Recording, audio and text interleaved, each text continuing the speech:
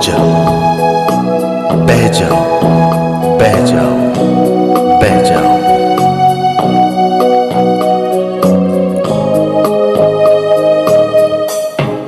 शुद्ध पवित्र जल, बह जाओ, बह जाओ, बह जा प्रोविंस में।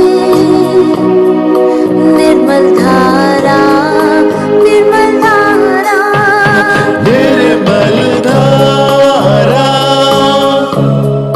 निर्मल धारा, निर्मल धारा, निर्मल धारा, निर्मल धारा। क्रिसमस हमारे प्रभु यीशु मसीह के जन्म का संदेश है, जो प्रेम, शांति एवं भाईचारे का प्रतीक था, है और रहेगा। यीशु वह चमकते तारे थे जो 2000 वर्ष पूर्व मरियम से जन्मे। पिता परमेश्वर ने उन्हें इस धरती पर इसलिए भेजा ताकि उनके द्वारा समाज में व्याप्त पाप और बुराई का अंत हो। आइए उनके जन्मोत्सव में भाग ले। आज से लगभग 2700 वर्ष पूर्व परमपिता परमेश्वर ने नबी यशायाह द्वारा यह भविष्यवाणी की थी कि एक कन्या गर्भवती होगी और वह एक पुत्र को जन्म देगी। वह उसका नाम ईसा रखेगी। वह दाऊद के सिंहासन पर विराजमान होकर सदा के लिए शांति, न्याय और धार्मिकता का साम्राज्य स्थापित करेगा। आइए हम चलते समय के उस कालखंड में।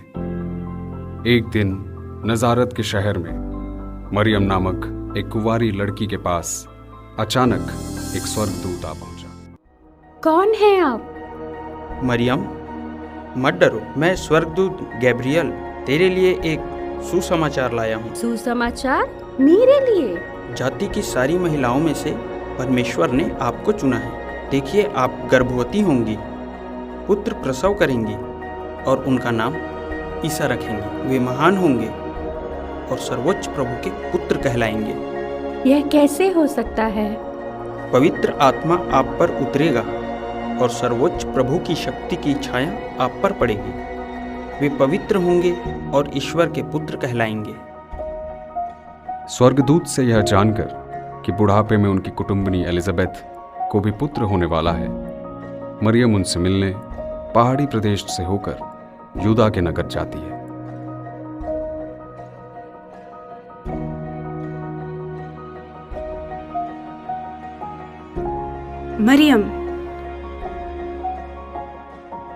मरियम की यूसुफ नाम के लड़के से मंगनी हुई थी। धीरे धीरे यूसुफ तक भी मरियम के गर्भवती होने की खबर पहुंच जाती है। यूसुफ मरियम को परित्याग करने की सोचता है। उसी रात उसे स्वप्न में स्वर्गदूत यह कहते हुए दिखाई देते हैं।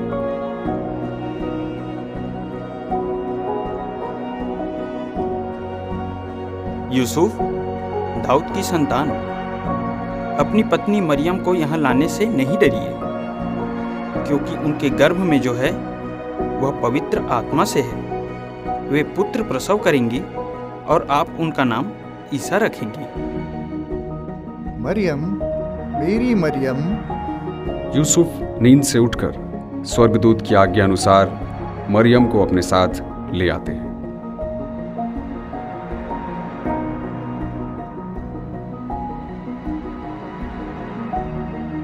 उन दिनों कैसर अगस्तस की आज्ञा द्वारा समस्त जगत की जनगणना हुई। सब अपना नाम लिखवाने अपने अपने नगर जाते थे। यूसुफ मरियम को लेकर गलीलिया के नाजरत से बेतलहम पहुंचते हैं। वे वहां रहने के लिए किराए का मकान ढूंढते हैं। हम परदेसी हैं और मेरी बीवी गर्भवती है और जन्म देने वाली है। क्या आपके घर में कोई कमरा मिल सकता है? नहीं नहीं, जान ना पहचान, मैं तेरा मेहमान। निकलो यहाँ से।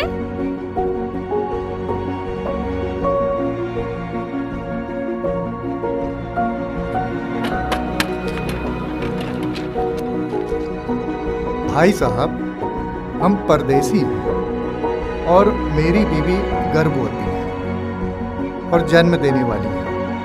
क्या आपके घर में कोई कमरा मिल सकता है? देखिए, मेरे यहाँ कोई खाली कमरा तो नहीं है, लेकिन हाँ, मेरे घर के पीछे वाले आंगन में एक गौशाला है। वहाँ जानवर रहते हैं। अगर आप चाहें तो वो जगह ले सकते हैं। धन्यवाद अंकल।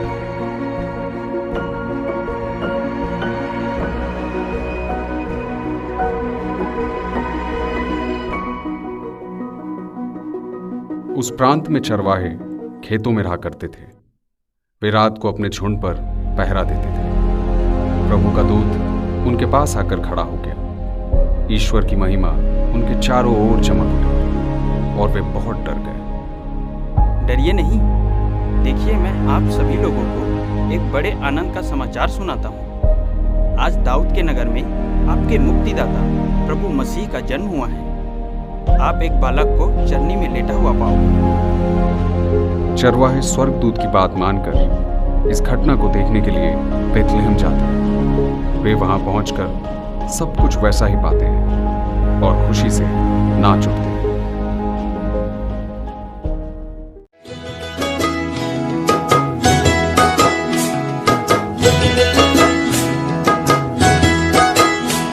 हम चरवाहे चरवाहे नाचे झूम के, चरवाहे नाचे झूम के। आज सभी गा रहे सुर मिला रहे, आज सभी गा रहे सुर मिला रहे, मिलके करे वंदना। चरवाहे नाचे झूम के, चरवाहे नाचे झूम के, चरवाहे नाचे झूम के, चरवाहे नाचे झूम के, चरवाहे नाचे झूम के। बेथलेहम में चमका एक तारा, वो तारा है यीशु, यीशु। वो तारा है यीशु, यीशु।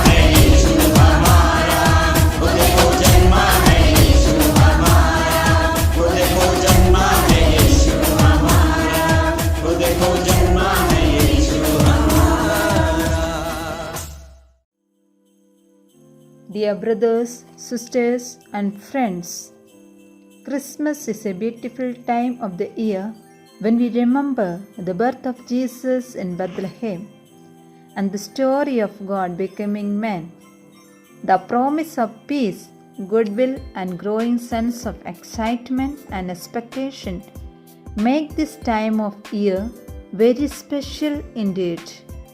However, the question must be asked, what is truly the message of Christmas?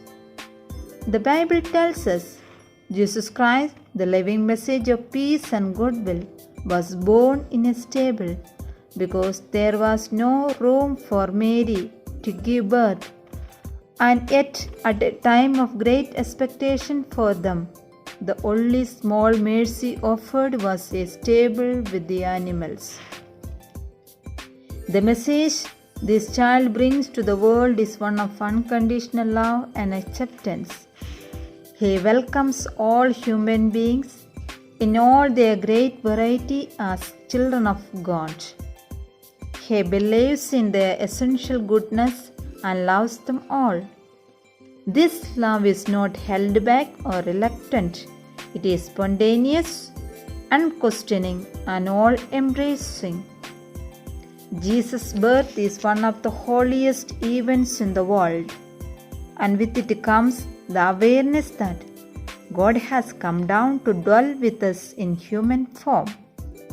Dwelling within us, He is transforming the darkness of this world associated with the evil. He is turning sin and brokenness into light and holiness. God's insurmountable love is personally inhabiting each of us for goodness and righteousness. After a long and tedious journey, Mary and Joseph arrived at Bethlehem. Mary's time had come. She was exhausted. Joseph went around anxiously, pleading for a shelter. No room anywhere. We can imagine his anxiety, fear, and pain. It is no secret that due to COVID-19, we face many threats and challenges on daily basis. This Christmas and New Year, there will be many families in such situations, months without a salary, no work, no food, sickness all around, no place for the children to play, no place to sleep. Many of them have lost their hope. Yes, Christmas is the time for hope. Hope is light in darkness, joy in desolation, happiness in sorrow, life in death. Someone led them to a stable, and it was rough and dirty as stables generally are, cold and exposed. Nothing better was available. With a heavy heart, Joseph led Mary there. He looked at her. What was she feeling? But there was no reproach in her eyes, just a loving, understanding look. In these last 9 months, how many were the babies born in similar circumstances? How many expectant mothers did not reach the hospitals for lack of conveyance? He would say later, the Son of Man has nowhere to lay his head, although the whole world was his creation and belonged to him. As we are going to enter into the new year, let us ask the God's blessings on us. May we change our direction and not dates, change our commitments and not the calendar, change our attitude and not the actions, and bring about a change in our faith, our force, and our focus and not the fruit. May we live up to the promises we have made, and may we create for us and our loved ones the happiest new year ever.